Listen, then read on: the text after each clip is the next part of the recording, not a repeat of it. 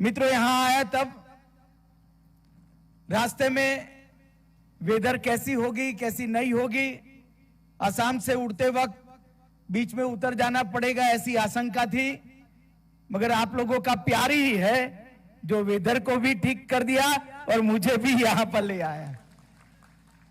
मित्रों, आज आते आते भारत की पहले गांव के छोर पर इन पहाड़ियों की ऊंचाई के बीच में से आते हुए सैकड़ों झरनों को दाई और बाई और देखा। इस कुदरत की कृपा जो यहां पर है इसको देखा और मन संतोष और आनंद से हृदय से भर गया।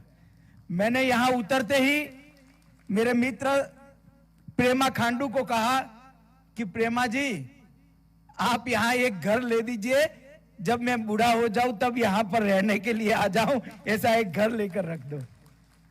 साच अर्थ में भारत की सीमा के रखवाले ऐसे मेरे अरुणाचल के प्यारे भाइयों बहनों, आप सभी को बहुत बहुत नमस्कार और बहुत बहुत शुभकामनाएं। ये अरुणाचल हमारे वेदों में, पुराणों में, इतिहासों में भारत में सूर्यदेव का सबसे पहला किरण जिस धरती पर पड़ता है उसको भगवान परशुराम ने अरुणाचल का नाम दिया था।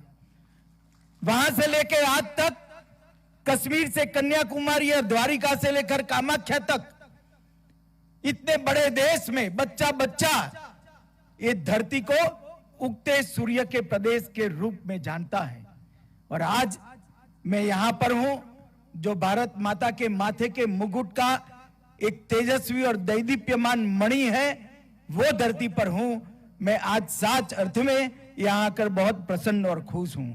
मित्रों, किबुथु की ये धरती जहां से भारत की शुरुआत होती है और एक गांव भारत की शुरुआत का गांव। प्रधानमंत्री जी ने पूरी बात को अलग तरीके से सम्मान के साथ रखा है।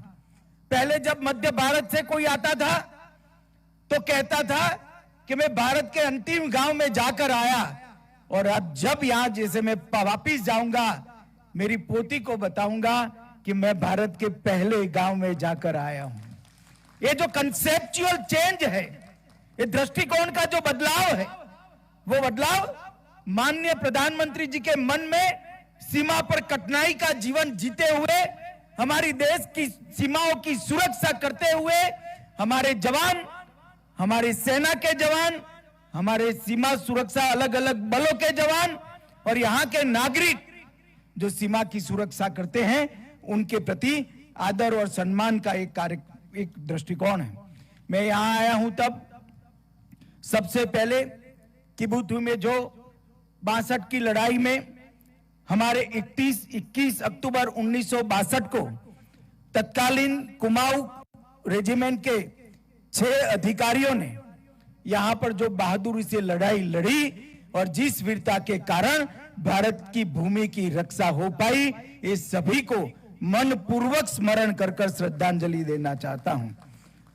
संख्या में तो वो छोटे थे, हथियारों में भी छोटे थे, मगर देश भर के और दुनिया भर के 1963 में टाइम मैगजीन में भी लिखा कि जो किबुथु में लड़ाई हुई, वो लड़ाई के अंदर भारतीय सेना के पास हथियार तो कम थे, मगर वीरता समग्र विश्व की सेनाओं से सबसे भरपूर वीरता थी तो भारतीय जवानों में थी।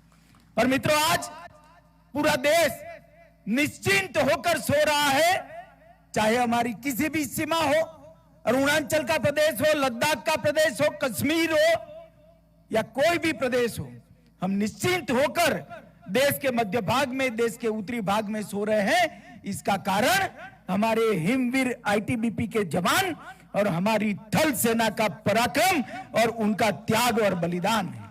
उन्हीं के कारण कोई भी हमारी सीमा पर आंख उठाकर देख नहीं सकता। और आज हम गर्व के साथ कहते हैं, वो जमाने चले गए जब भारत की भूमि का कोई अतिक्रमण कर सकता था। आई 100 की सुई की नोक जितनी भूमि का भी अतिक्रमण कोई नहीं कर सकता, क्योंकि आईटीबीपी और भारतीय सेना यहां पर उपस्थित है।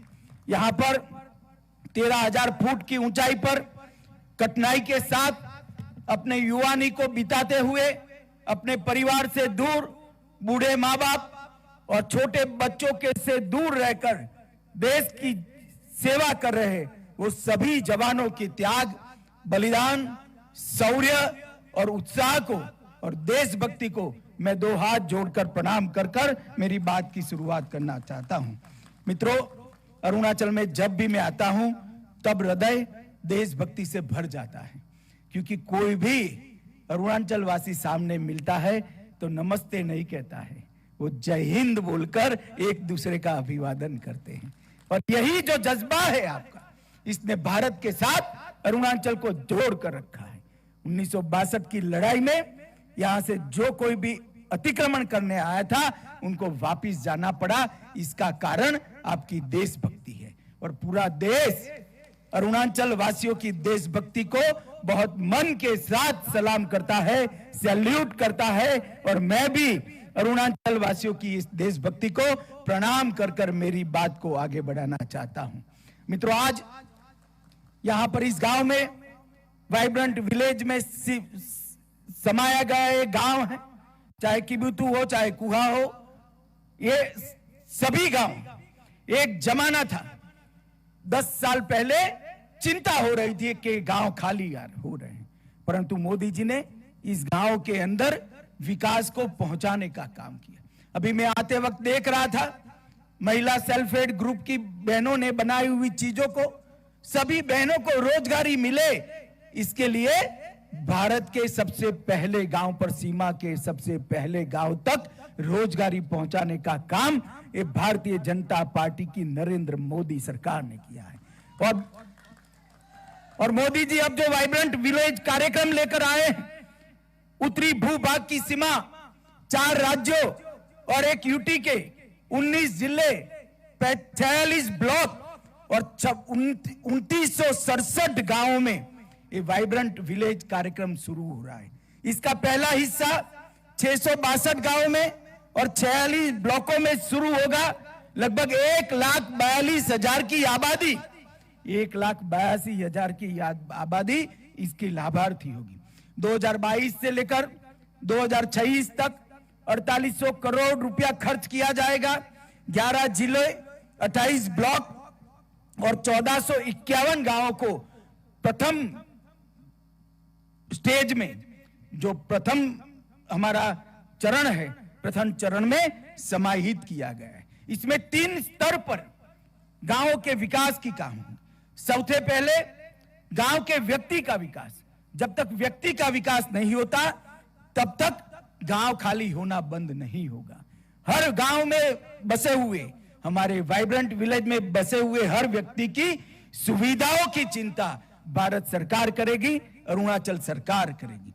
विभिन्न योजनाएं जो हैं, चाहे बैंक अकाउंट खोलना है, चाहे बैंक पहुंचानी है, चाहे बिजली पहुंचानी है, चाहे शौचालय पहुंचाना है, चाहे घर के अंदर गैस पहुंचाना है, चाहे रोजगारी देनी है, इस सभी योजनाओं में 100% पूर्तता ये 3 साल के अंदर हम वाइब्रेंट विलेज के अंदर कर देंगे। इसका मतलब ये सीमावर्ती गांव में एक भी घर ऐसा नहीं रहेगा जहां जल नल से नहीं पहुंचेगा, जहां बिजली नहीं होगी, जहां गैस का सिलेंडर नहीं होगा और जहां पर रोजगारी के लिए अनेक प्रकार के नए कार्यक्रम शुरू नहीं किए होंगे। यहां पर सस्ती दवाइयां भी मिलेगी, सस्ता चावल भी आप तक, मुफ्त चावल भी पहुंचाया जा रहा है।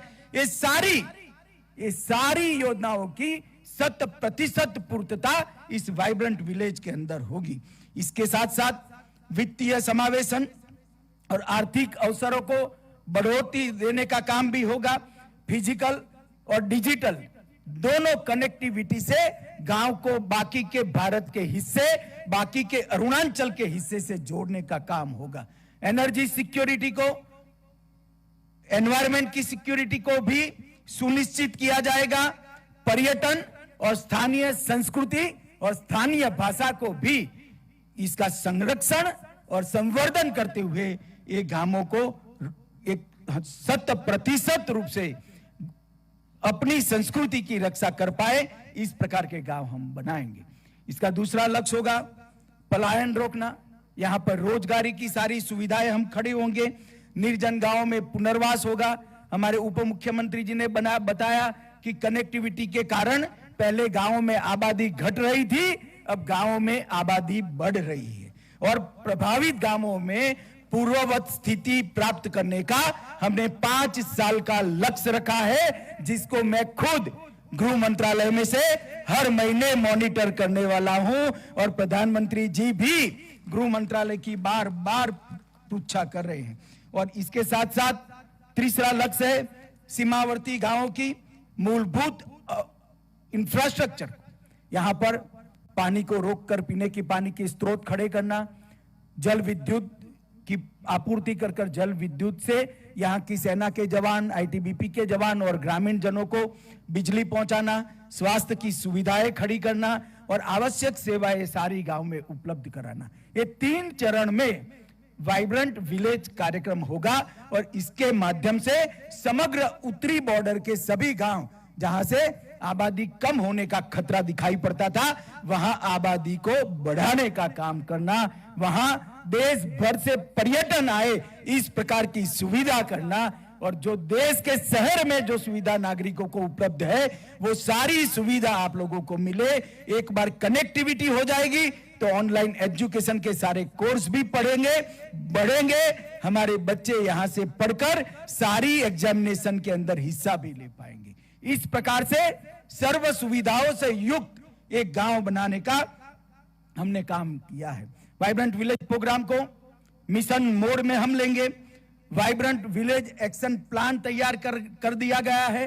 केंद्र, राज्य, जिला स्तर पर और ब्लॉक स्तर पर प्रशासन, इससे नीचे भी ग्राम सभा और पंचायत स्तर की भागीदारी और जिम्मेदारी दोनों सुनिश्चित कर ली गई है और सभी योजनाओं का कन्वर्जन 100% हो, इस प्रकार की इस योजना को इंटीग्रेटेड और कोऑर्डिनेटेड तरीके से तैयार किया गया है।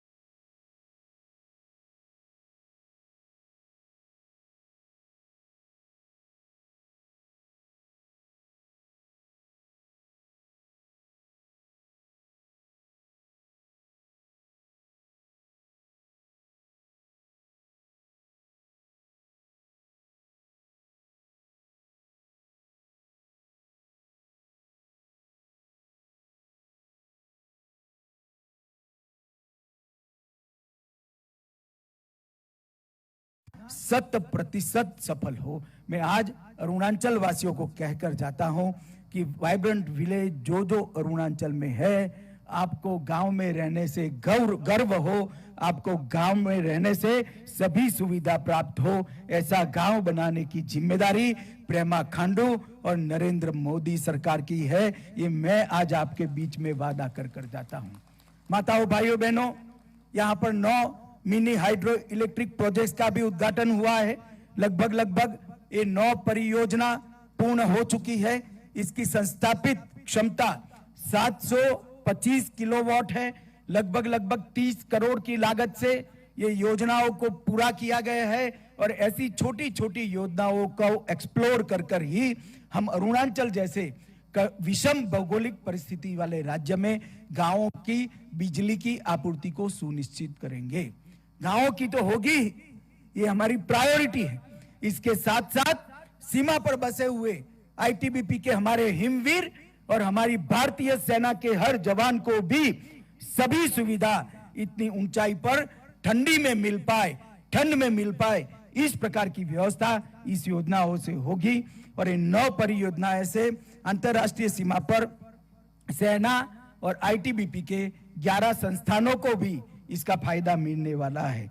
और आज आईटीबीपी की 14 परियोजनाएं 120 करोड़ रुपए की है, जो अरुणाचल, बिहार, केरल, आंध्र प्रदेश, ये सभी जगह पे है। आज इसका उद्घाटन हुआ है। क्षेत्रीय मुख्यालय, जवानों के लिए अच्छे बैरेक, मैस, एमआई रूम, आवासीय भवन, ये सभी सुविधाएं इससे बढ़ने वाली है। मित्रों, आज यहाँ पर प्रेमा खांडू जी के नेतृत्व में मैंने महिला सेल्फ हेल्प ग्रुप का काम देखा है।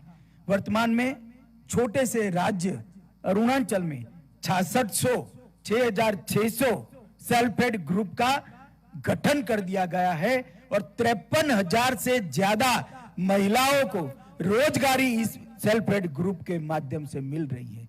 मित्रों, ये उपलब्धि बहुत बड़ी है। ये सशक्तिकरण जो हो रहा है गांव में रहती हुई बहनों का, उनके पास हुनर है, मेहनत करने की तैयारी है।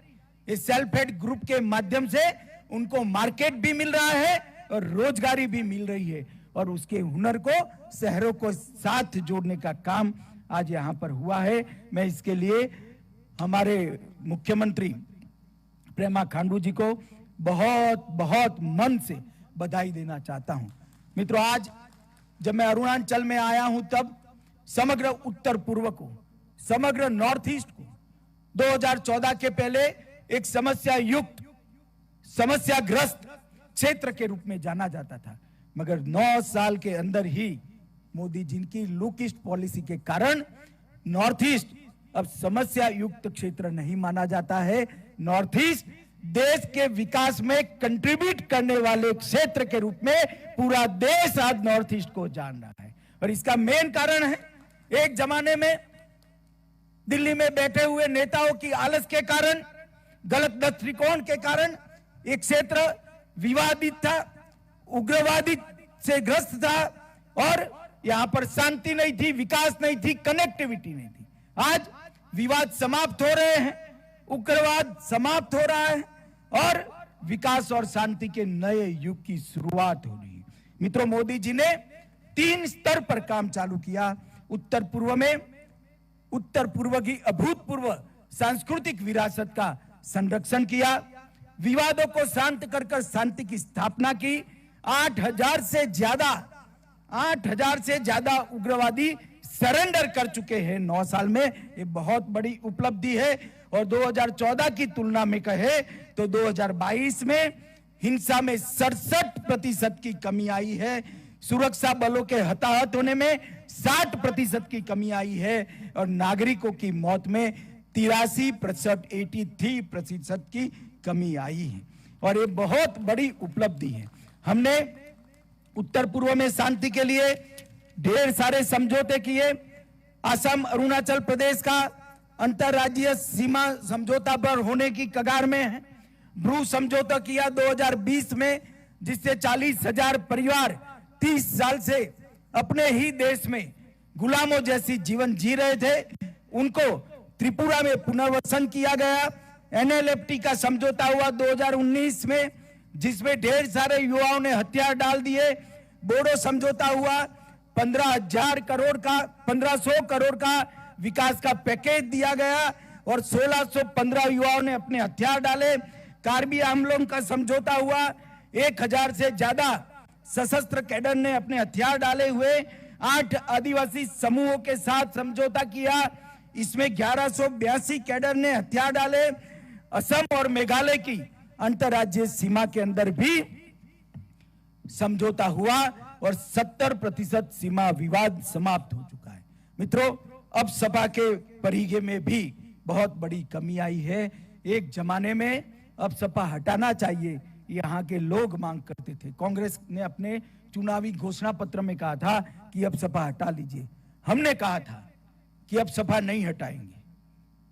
सेना और सशस्त्र बलों के लिए जरूरी कानून है, परंतु हम ऐसी स्थिति रखेंगे कि अब सपा लगाना ही न पड़े। और आज मैं बड़े आनंद और गर्व के साथ कह रहा हूं कि 70% नॉर्थ ईस्ट के अंदर से अब सपा को हटा लिया गया है। आज अब सपा नहीं है और वो दिन दूर नहीं है कि समग्र उत्तर पूर्व के अंदर से अब सपा को हटा लिया जाएगा। सेना के जवानों का सम्मान हो रहा है, सशस्त्र बलों के जवानों का सम्मान हो रहा है और शस्त्र लेकर जो युवा घूमते थे, आज वो मेन स्ट्रीम में आकर मोदी जी के नेतृत्व में भारत के विकास के काम में लग गए हैं। ये हमारी नीति है।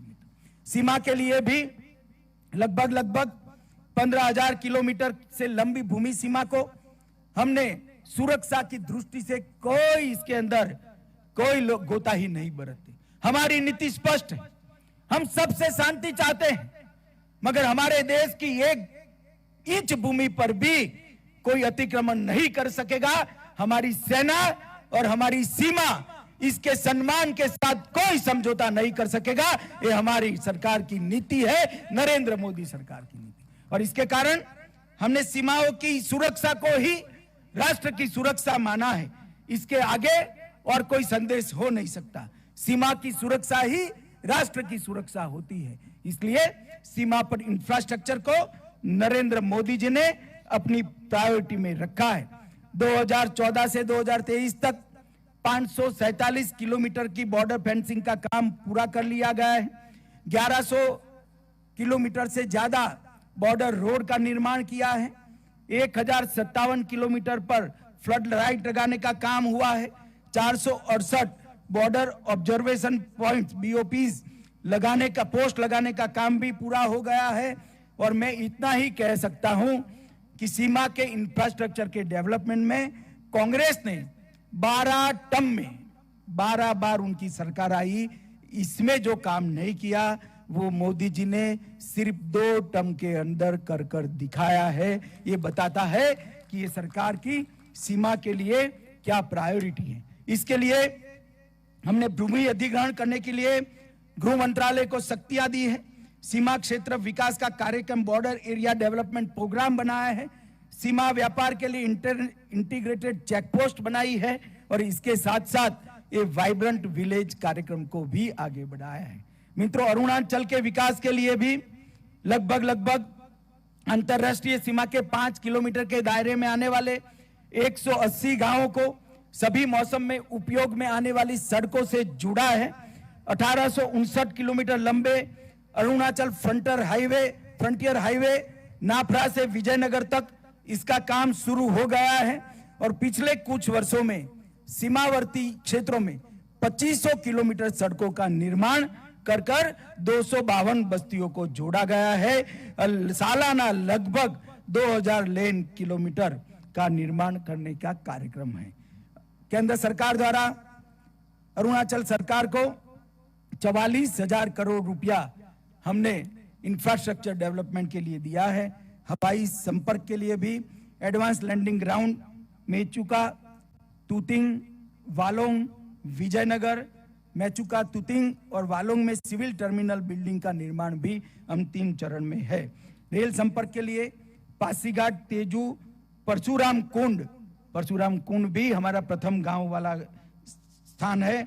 वहां पर भी फील्ड लेवल का सर्वे समाप्त हो चुका है, काम बहुत जल्द में होगा। डिजिटल संपर्क में भी 684 गांवों में 4G कनेक्टिविटी पहुंच चुकी है। विद्युत सीमा क्षेत्रों में प्रकाश की व्यवस्था लगभग 1327 सीमावर्ती गांवों का विद्युतीकरण किया गया है और 728 गांवों में 6000 सौर स्ट्रीट लाइट भी लगाने का काम हुआ है। मित्रों, मैं इसलिए बता रहा हूं कि नरेंद्र मोदी जी की और नरेंद्र मोदी सरकार की सबसे बड़ी प्राथमिकता हमारा सीमा का क्षेत्र है। आज मैं यहां आया हूं तब समग्र वाइब्रेंट विलेज प्रोग्राम का भी रिव्यू यहां पर रखा गया है और अभी हेलीकॉप्टर चला गया, सभी लोग देख रहे थे, हेलीकॉप्टर चला गया। अमित शाह यहां बैठे हैं, कैसे जाएंगे? मैं कहीं नहीं जा रहा, आज आपके गांव में आपके साथ रुककर आपके साथ भोजन कर जाने वाला हूं, कल दोपहर को जाऊंगा। मित्रों, ये जो अप्रोच है मोदी जी ने, और मैं अकेला नहीं, समग्र मंत्रिमंडल को वाइब्रेंट विलेज के अंदर एक रात रुकने के लिए मोदी जी ने बात कही है और भारत सरकार के सभी मंत्री कोई ना कोई वाइब्रेंट विलेज में जा रहे हैं। ये बहुत बड़ी बात है। ये अप्रोच जो है वो दूरिया रोड से कम नहीं होती है, दूरिया एयरपोर्ट से कम नहीं होती है, दूरिया रेलवे से कम नहीं होती है, दूरिया मन के लगाव और प्यार से कम होती है। और ये दूरिया कम करने का काम नरेंद्र मोदी जी ने किया है। आज मैं आया हूं तब अरुणाचल के संपूर्ण विकास के लिए प्रेमा खांडू की सरकार को मन से बहुत बहुत बधाई देना चाहता हूं। इनके नेतृत्व में अरुणाचल दिन दूनी रात चौगुनी प्रगति कर रहा है। नीचे प्रेमा खांडू, ऊपर नरेंद्र मोदी, ये जो डबल इंजन की सरकार है वो अरुणाचल को समग्र देश में छोटे राज्यों में सबसे विकसित राज्य बनाएगी, इसका मुझे पूरा भरोसा है। आज वाइब्रेंट विलेज के गांव वासियों को मैं हृदय से बहुत बहुत बधाई और शुभकामनाएं देना चाहता हूं। मोदी जी ने जो योजना बनाई है, आप भरोसा रखना, वो योजना को हम जमीन पर उतारेंगे और एक गांव को वाइब्रेंट विलेज बनाकर देश का पहला गांव कहलाने में आपको गर्व हो, ऐसा गांव बनाकर ही दम लेंगे। आप इतनी देरी होने के बावजूद इतने दूर दूर से पहाड़ियों पर से यहाँ तक आए हैं, इसलिए ये आओ भगत के लिए, इस स्वागत के लिए और आपके दर्शन करने का मुझे आपने मौका दिया, इसलिए मैं हृदय से भारत सरकार के प्रधानमंत्री और मेरी ओर से आप लोगों का बहुत बहुत धन्यवाद करता हूं, बहुत बहुत आभार व्यक्त करता हूं। मेरे साथ एक बार जोर से ये पहाड़ियों में सब जगह गूंज जाए, ऐसी जोर से बोलिए भारत माता की। अरे जोर से बोलिए, मोदी जी तक आवाज जानी चाहिए। दोनों हाथ उठाइए, मुट्ठी भींचे और प्रचंड आवाज से बोलिए भारत माता की, भारत माता की, भारत माता की जय हिंद।